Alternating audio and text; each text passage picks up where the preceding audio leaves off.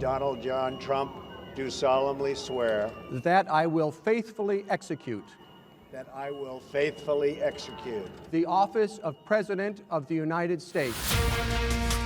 It will be déjà vu for Donald Trump when he takes the oath of office. After all, the 45th President of the United States is now also the 47th Commander-in-Chief. Frankly, this was, I believe, the greatest political movement of all time. There's never been anything like this in this country, and maybe beyond.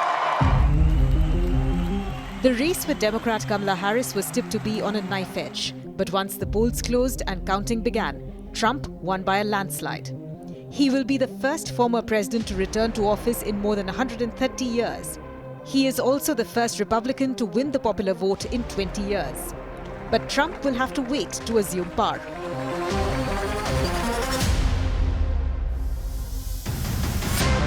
President-elect Donald Trump will be sworn in at his inauguration, which is always held on January 20th, as specified by the Constitution's 20th Amendment.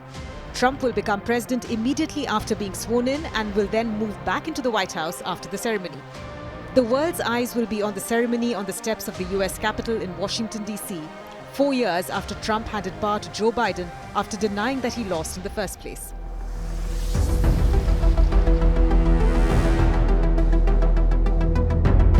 The delay comes from the Electoral College system, where electors officially confirm the election results.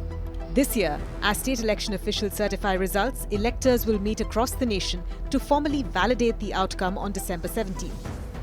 Once every valid vote has been included in the final results, a process known as the Electoral College confirms the election result.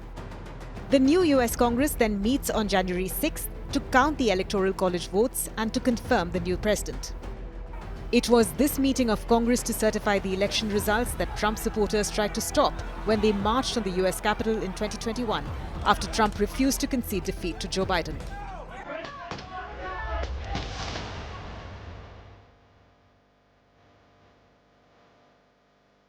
President-elect Trump and his running mate J.D. Vance will work with their transition team to organize the handover from President Biden's administration.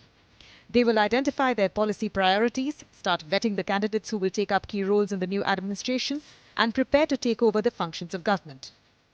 Trump and his team will also begin receiving classified national security briefings covering current threats and ongoing military operations.